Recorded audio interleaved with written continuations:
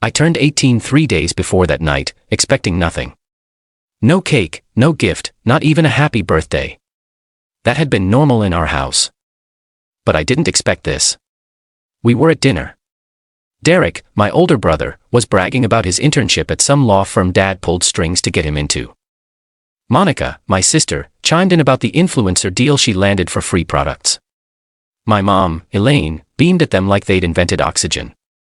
I sat there silent, eating the dry chicken they gave me, when I said softly I got accepted into community college. I was thinking of applying for financial aid. The silence was immediate. Then came Dad's laugh, low and cruel. Please subscribe to our channel and tell us in comments from where you're watching this video. Financial aid.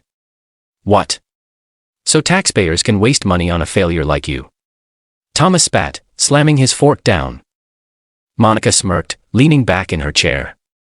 Riley, sweetie, community college isn't real college. You'd just embarrass yourself. Some people aren't built for more than folding shirts at minimum wage. I swallowed hard. I just wanted to try. Elaine cut me off sharply. Her wine glass raised like a trophy. Try. We've tried with you for 18 years and you've given us nothing. No talent, no ambition, no beauty. Just dead weight. Derek chuckled without looking up from his phone. Mom, maybe she can start a GoFundMe for losers. The laughter erupted around me like fire, but I wasn't laughing. When I whispered, I thought I was family. Dad slammed his fist on the table so hard the plates rattled. Family? You're not family. You're a mistake we've been housing out of pity. Guess what, kid? That pity expires tonight. Get out. Elaine didn't even blink. Pack your trash. You're dead to us. I thought it was a joke until Monica slid my half-filled plate away and said, Leave now, Riley. You're ruining the vibe. I remember standing there, my heart in my throat, as Thomas handed me a garbage bag. A garbage bag. For your stuff, he said coldly, because that's all it's worth. I walked out of that house barefoot, clutching a bag that held 3 t-shirts and a cracked phone. The summer air felt heavy, thick with humiliation. For weeks, I slept wherever I could, a friend's couch, a cheap hostel, sometimes a bench at the bus station. But every sleepless night hardened me. Every sneer replayed in my head carved something sharper inside me. Then one night, I overheard Monica at a coffee shop while she lab-streamed. Our parents are geniuses, honestly. Derek's app launch is gonna be massive. Dad's the whole thing. And once we're rich, people like Riley are gonna wish they treated us better. That was the moment something clicked. They didn't just want me gone.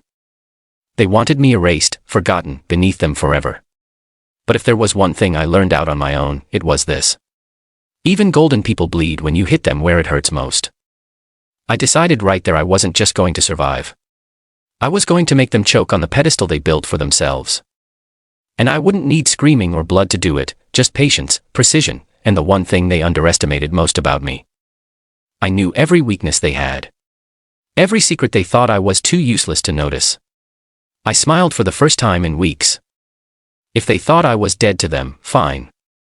Let them learn what it's like when the dead don't stay buried. The first 3 weeks after being kicked out, I barely scraped by. I slept on a friend's couch until her landlord complained. I washed dishes at a diner for cash under the table. I skipped meals to afford bus fare. But those nights on the cracked vinyl couch at the back of that greasy diner gave me clarity. Between the smell of burnt coffee and fryer oil, I started hearing their voices in my head again. Useless. Dead weight. Dead to us. I realized something. My parents, Thomas and Elaine, and my siblings, Derek and Monica, thrived on control. They didn't just want success, they wanted everyone to believe they were perfect. The polished family, the empire builders, the golden kids. That was their weakness. Image. And I was going to make them burn under the weight of their own lies. I started working double shifts at the diner and saving every dollar. Not to survive. Not just yet. I had something else brewing. I kept tabs on them quietly. Thomas's company, Davenport Solutions, had just announced a massive partnership deal for Derek's flashy new app launch. Monica, meanwhile, was sinking deep into fake influencer life, taking deposits from small brands and never posting, flashing luxury clothes she rented but didn't own.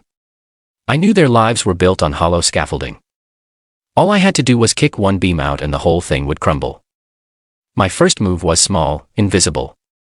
I created a fake account and started messaging Monica's sponsors, the small skincare and boutique companies she conned. Posing as a curious buyer, I asked if their contracts had been fulfilled. Most said no. All I did was plant a seed. You should probably look into where your money went. A lot of people are complaining. Within 2 weeks, Monica's name was spreading in private brand forums as a scammer. I didn't stop there. Next came Derek. His app depended on a key security certification, something I knew because growing up, I'd spent years quietly sitting in Dad's office while they whispered business plans, assuming I was too dumb to understand. But I remembered every word. I tipped off a small tech blogger anonymously. You should investigate how Davenport Solutions is bypassing data privacy laws for Derek Davenport's app. Start with the certification files. It took one article. 1. Suddenly, the investors who'd promised millions for the launch started backing away. Demanding audits, Derek couldn't pass. Meanwhile, I waited for the perfect storm. Dad's investor gala. I didn't plan some movie-style expose. No screens, no videos. I didn't need theatrics. My weapon was simpler. I invited someone they thought they destroyed years ago. Callie Harper, a former project manager Dad, and Derek had humiliated and fired publicly, costing her career. She came dressed like power itself. They didn't even recognize her at first. I watched from a quiet corner as she charmed their investors, casually sharing concerns about mismanagement, fraud, and unpaid debts, each one true. Each one traced right back to them. The whispers spread like wildfire. You could see it on their faces when the sponsors they worshipped started walking out before dinner was even served. Thomas barked at Derek. Derek yelled at Monica. Elaine screamed at them all, and their golden family fractured right there in the middle of their crowning moment. But I wasn't done. Not yet. I had one more card to play, the one they'd never see coming. And when I dropped it, they wouldn't just lose money or status. They'd lose the one thing they valued most, the respect of the very people they thought they ruled. I arrived at the gala early the night of the final strike. The building glittered like something ripped out of a dream, glass walls, chandeliers spilling light across white marble, and waiters gliding past in crisp black uniforms. Davenport Solutions Investor Appreciation Gala was their pride, their annual stage to prove to the world how untouchable the Davenport family was.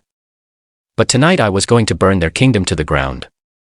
I slipped through the crowd like I belonged there, the champagne flute in my hand, nothing more than camouflage. My palms were sweaty, but inside I was ice. I had spent 6 months collecting everything. Monica's scam contracts, Derek's fraudulent investor pitches, Dad's offshore accounts, and Mom's texts where she called me garbage and a parasite we should have left at birth. I wasn't going to scream. I wasn't going to beg. I was going to let their own words and their own sins destroy them. The first hit came quietly. I watched Monica preen under the spotlight, surrounded by wannabe influencers and brand reps. I waited until she slipped into the ladies' room, her phone perched on the marble counter as she reapplied lipstick. With a small device in my pocket, I triggered the scheduled posts I'd prepared from her hacked account, a cascade of screenshots from every brand she scammed, every contract she broke, every unpaid invoice she ignored. By the time she came out, her face glowing under the chandeliers, the crowd around her had shifted. Phones were lighting up. People were whispering. A brand rep she owed thousands grabbed her wrist. So you think you can steal from us and still walk into this room? Monica blinked, frozen, then turned pale as camera flashes went off.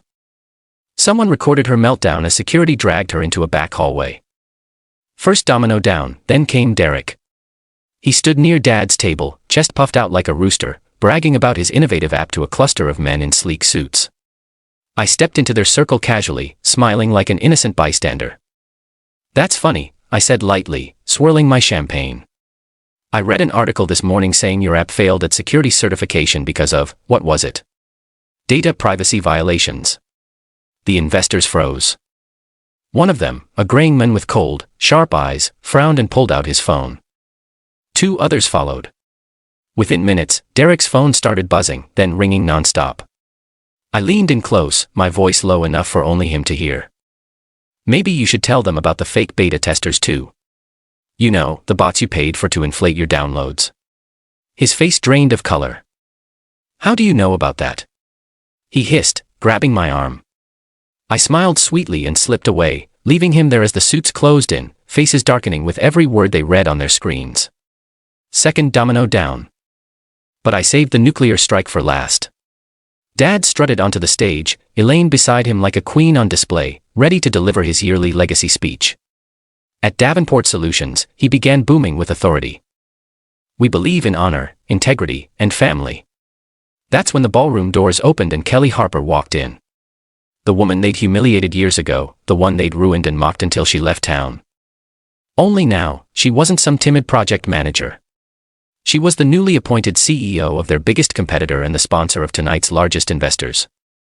The crowd erupted in whispers as Kelly strode confidently to the front, shaking hands with the same investors my parents depended on. "You look familiar," Mom stammered, trying to fake a smile.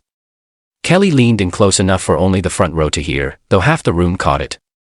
"Anyway, don't worry, Elaine. Everyone here will remember me by the time this night ends." The investors didn't leave quietly this time. They walked out in droves right in the middle of Dad's speech. Sponsors followed. Reporters hounded my parents for statements, flashing cameras into their pale, stunned faces. And then, just to twist the knife, I stepped forward. I dropped a thick folder onto the table at the center of the room. Inside were tax fraud letters, offshore banking documents, and Mom's own texts mocking my existence. "You called me garbage," I said calmly, my voice slicing through the chaos. "But tonight, everyone sees who the real trash is." The microphone on stage was still live. My words echoed across the ballroom. Elaine lunged for the folder, but it was too late. Dozens of phones had already captured the documents. Within 48 hours, Davenport Solutions' biggest investors backed out. Monica's influencer deals were canceled overnight. Derek's app was pulled from every platform pending an investigation. 2 tax authorities announced a full-scale audit. The video of Mom shrieking at investors went viral under the hashtag #GarbageRoyalty. The perfect Davenport empire collapsed in real time.